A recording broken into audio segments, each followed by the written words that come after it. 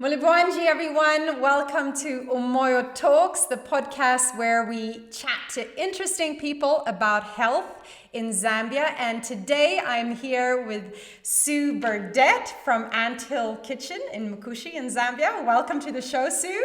Thank you very much for having me. It's really great to be able to come and spend time with you. Wonderful. So originally from Zimbabwe, Sue came to Zambia where she met her husband and together they built a farm in Mukushi.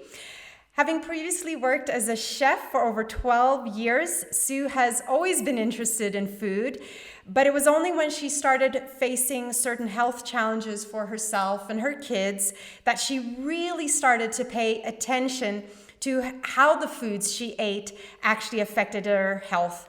And as such, she started researching and developing new products with their farm produce, which resulted in the green banana flour, which has just launched onto the local Zambian market. And this is what it looks like. Beautiful packaging here. And today, of course, we're going to delve into all the wonderful health benefits of the green banana flour. But before that, what I thought we could start with is your story and the health challenges that you had to face with yourself and your kids, and how that really led you to discover green banana flour and the research and development you've done, which resulted in this amazing product. Thank you, Kim. In 2015, I got typhoid, and I got very, very sick. It took me a year to recover. I had to follow a very special diet for a very long time. But when I felt better, I went back to my old ways of eating terrible foods and all the convenient foods. They're very easy ones off the shop shelves. And I thought it was better, but when I had my first son in 2017, everything was fine, and we went home and started breastfeeding, and this intense growling sound started coming from his tummy. And I didn't know what it was. Like, I could hear it from the next door room, from his nursery. And so I, rushed in, and then he just started screaming and screaming and screaming. I just couldn't stop the screaming, no matter what I did. I just didn't know what was wrong. And this grr sound, and I asked a lot of people for help.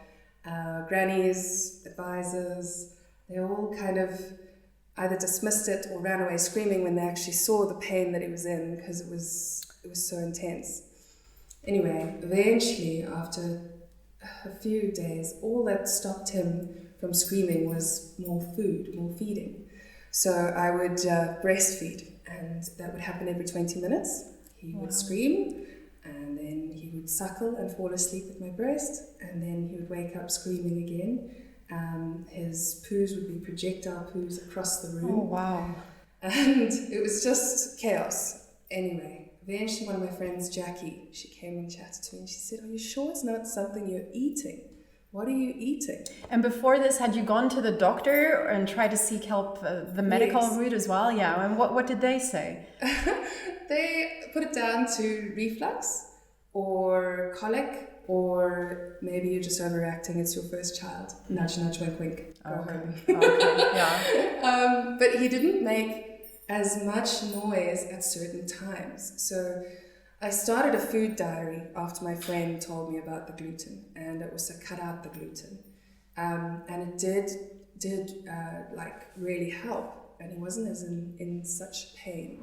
And did you find that also affected your health? Did you notice any changes in your health, or was just it affected him, how it affected him? Not then. I was just starving, because suddenly all my lovely bread and those things that I used as comfort was no longer there. Yeah, you don't realize how many products it's actually in, isn't it? Yeah.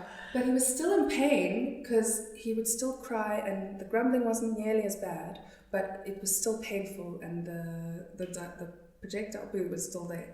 So I knew there was a problem. After doing the food diary for a week, I realized it wasn't just gluten, it was processed foods. Anything with E numbers, anything with extra added whatever. Yeah. Even though it said it was gluten-free, it still adds stuff like sulfur, like an E number, to actually make it the shelf life longer. Anyway, so I went down to the basics. I was eating only the vegetables from my garden. and only the meat from next door neighbors that I knew that weren't adding anything into their meat. And finally, after 3 months, he slept and he stopped crying. Like it was heaven, and I was the most thankful to just get sleep. You don't realize how important sleep is, you know. Anyway, I was very happy to sleep. I'm sure you were, yes. And he had no pain, which was fantastic. But I had to eat such a strict diet. No veggies, even from the shop, because grapes from South Africa have sulfur on them. That affected him. You know, things that I didn't even know you could put a preservative into had preservatives. And all the vegetables you were eating from your garden were obviously organic?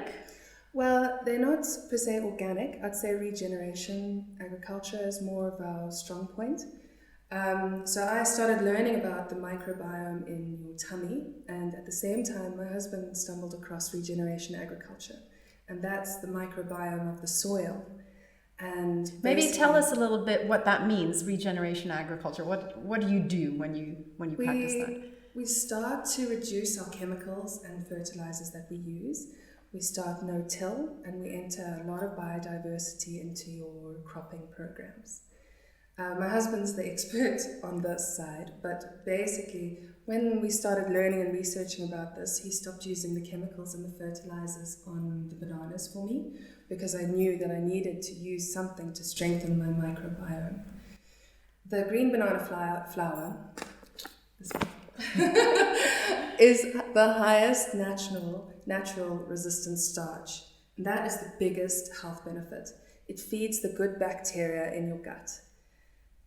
What had happened is I had passed on a terrible microbiome to my son, and that's what mothers do. We pass on our microbiome to them. And I hadn't known any of this. I was just learning it. So I thought I'd give it a shot, and I made some green banana flour from my husband's bananas. And this was just through your own interest and research that you did, that you discovered this, about the microbiome and the green banana flour, or? Yes. Yeah? Okay. I was a chef who loved food, and now suddenly I couldn't have anything. You know, okay, yes, I was having beautiful vegetables and meat, but that's so limiting as a chef, you know. And I had come from a background where we ate everything and we never complained about eating anything. And it was mainly about the taste of the food rather than maybe the nutritional content and how it affected. Yeah. Yes. Yeah. We didn't really care if it had MSG in, even. You know what I mean? Yeah. So this was a huge step for me, and I was desperate to just be able to eat normal food, you know. And so I started researching it more, and I learned that if you heal your gut, you can heal like leaky gut syndrome, a lot of those kind of problems that I believed my son had, and through me I was also having, but not in such an intense way. So I started including green banana flour into my diet, and it recommends on all the websites and research that you only put 1 tablespoon into your food per day. Of course, being a chef, I made brownies and had 6. I was running to the loo. It completely flushed my whole system out, and coming from someone who only went to the toilet once a week, I suddenly was completely flushed out. And at the time, did you realize that that was not normal to just go to the toilet once a week, or? No one talks about poo. No one, you know, in our culture especially.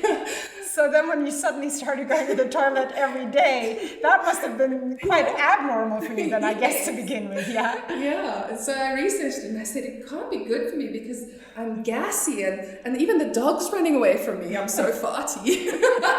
So my husband just laughed and he was like, okay, give it some time. Within like a week, it settled down and I didn't have that like bloated, gassy feeling. And what I put it down to was basically my good bacteria was starved, completely starved of anything to eat. Mm. So when I finally fed it with this resistant starch, which I was very skeptical at the time of, you know, I didn't know if this was going to work or what. So I was amazed at how it worked and the reaction that I got so quick, you know. within a week, I was feeling much better. I went to the loo 2 times a day, normal, not diarrhea or anything. It was a normal, nice poo. Yeah.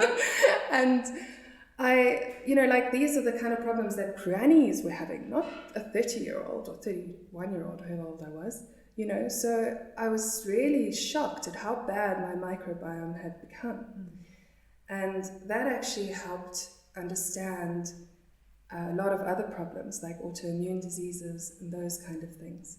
And following a good diet, you can actually heal a lot.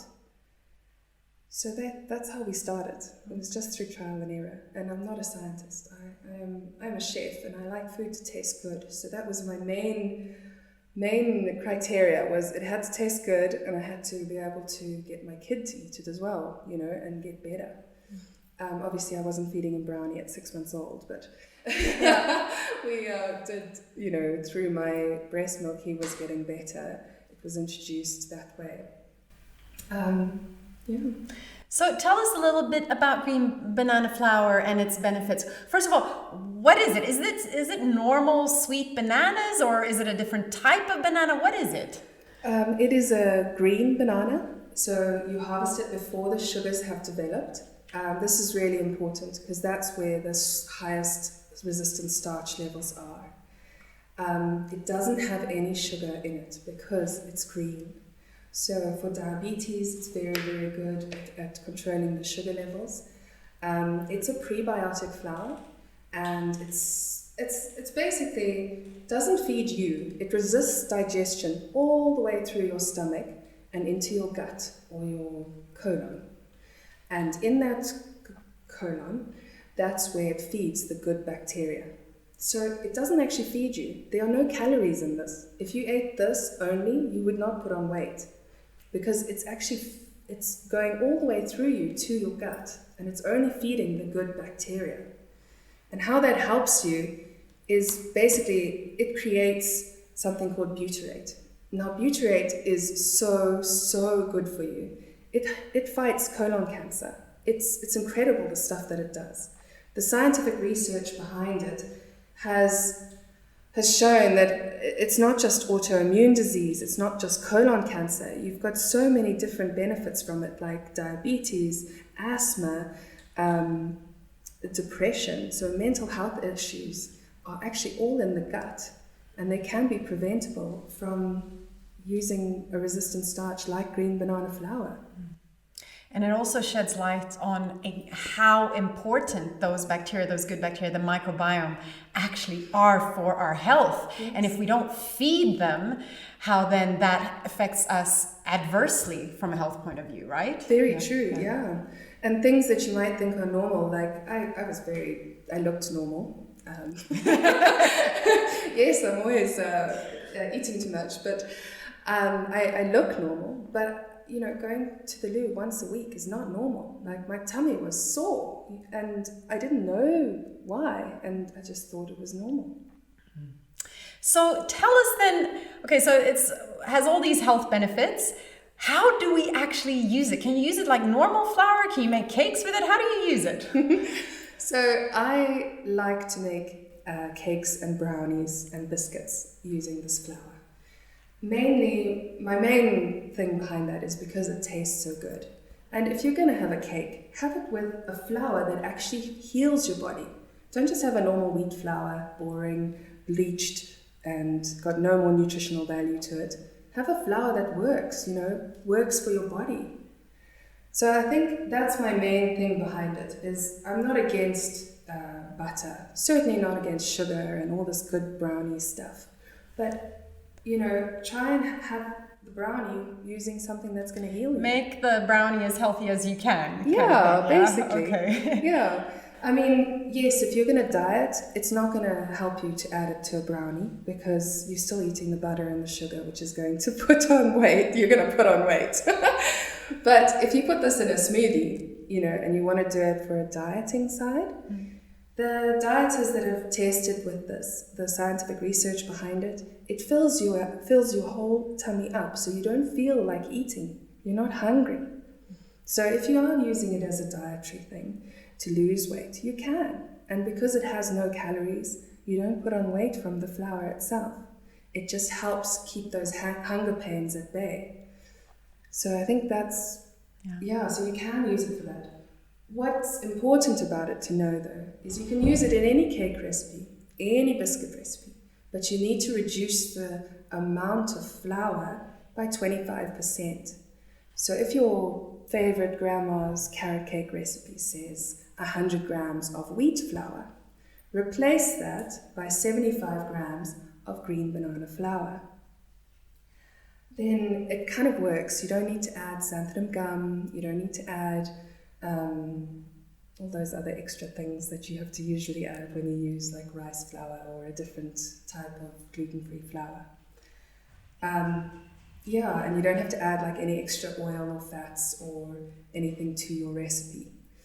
But word of warning, it highlights flavors. So if you're going to add it to like cocoa flour, it highlights that cocoa flour so much, it heightens it, and it tastes beautiful, like a Belgian chocolate, that you've used. So make sure you use a nice flavor that you're adding it to. So honey and sesame nut kind of crunchy biscuits that you're going to make. It'll make that honey so beautifully strong. You'll have this wonderful honey flavor come through. But if you're going to add it to just yeast and water, it's going to increase the taste of yeast. And unless you're drinking beer, yeast and bread doesn't taste so good, So I'm still fiddling around with the bread recipe. I'm trying to mix it with different flours and highlight different tastes, not just yeast. If it is just yeast, it's quite a strong flour, and it also doesn't rise very well because there's no gluten. And bread, you need gluten. So I'm still working on it, but I'll get the recipe soon. Okay, wonderful. Well, we look forward to that. Thanks. And is this safe for anyone to eat? Are there any contraindications, or would you recommend it to everyone? I'd recommend it to everyone. There's been a lot of research about resistant starch as well, for many decades now. And they actually advise pregnant women to use it and to minimize chances of passing on asthma to their children. So if you're asthmatic and you are worried about that, that is something that you can try and prevent now. And that's obviously brings it back to the microbiome. Yes. So through using products like this one, you're feeding your microbiome, feeding those good bacteria that you then pass on to your child, hence reducing chances of allergies and such like. Yeah. Okay. Yes. No. So it does help a lot with that. For my second son, I had already started healing my microbiome, and he was a lot better. He didn't have the screaming and the projectile poo.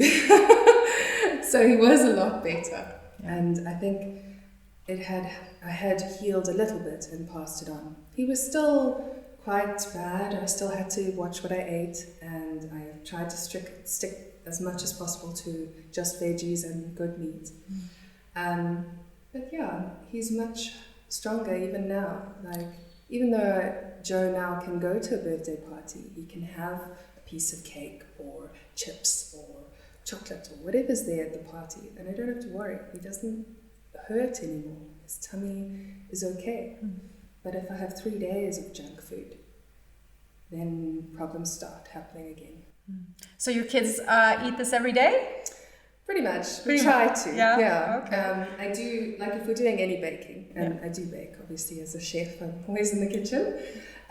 So if I'm doing any baking, it's with green banana flour, and they love to help Mum cook. So then most of it goes into them before it gets into the oven, which is great because it doesn't hurt your tummy. Like if it was a raw wheat flour that we were baking with, they would have got a sore tummy and all of that from eating raw food. But having this raw is actually even higher resistant starch than having it cooked. That's another thing. If you cook this too high and the internal temperature reaches over 100 degrees Celsius, then the resistant starch begins to lower within the baked product. So if you have something like a brownie, which is still gooey and delicious inside and not overcooked, then there's still resistant starch inside. However, if you make a really thin cracker and you use it crispy, it's kind of like killed a lot of the resistant starch. So it depends what you're using it for. Obviously, it's a wonderful gluten-free substitute. So if you need to be gluten-free, it's very easy to use. I find it's quite easy as long as you're mixing it with a flavor you want to highlight. Okay. And I love the name of your company, the Antihill Kitchen. Maybe tell us, where did that come from? Oh, geez. Okay. So here on the farms especially, we make our bricks out of anthill clay. And the clay from the anthill is so useful because they just basically put it in a mold, a brick mold, and then let it sun dry, and then they put it in a kiln and they burn these bricks. And that's what we use for our building. And when we were camping on this leased farm in Mukushi, we slowly built a house, and that's how we afforded to build, was making our own bricks from the clay from an anthill. On the farm? On the farm, yes. We didn't have to buy bricks, thank goodness. And yes, eventually, in 2019, after 4 years of camping, cooking still, and kind of cooking on gas burner scottles and over fires and in very makeshift kitchen type, my husband, he built a kitchen for me out of these beautiful bricks. And it's probably the best present I've ever had. Wonderful. I love that story. And what does the future hold? Obviously, this is your first product from the Antihill Kitchen. What is your vision? Where is this going to take you think? I have been working on a lot of recipes that are like a ready-to-bake range. So it would be just add coconut oil to a mix that's already made, so that it is easier for the mums, because I know that it is difficult to find the time to cook with your kids. But if you can say, okay, open up the packet, add some coconut oil, mix it all together, eat half of it, and then bake the rest, then you've got a really healthy, product to work with that's so easy because it's already measured out and easy to go. No, I love it. I love it. All the best, and I look forward to trying all of these products. For people who perhaps want to know more and about you and the Antihill Kitchen, how can they get a hold of you? Please can you go to my website. I've done a little website, www.theantihillkitchen.com. I'm sure you'll link it to something. Absolutely, we'll put it in the show notes. Absolutely, yeah. I'd love to hear what you guys think, and if you have any other questions, I'll try and answer them. Okay. Thank you so much for coming through today, Sue. Very interesting, and I really hope some of our listeners and viewers go and try the product and incorporate it into some of their baking. Thank you very much. Yeah. So to everyone out there, thank you so much for tuning in. Wishing you all a fabulous day. Go out there and crush it. And until next time, bye.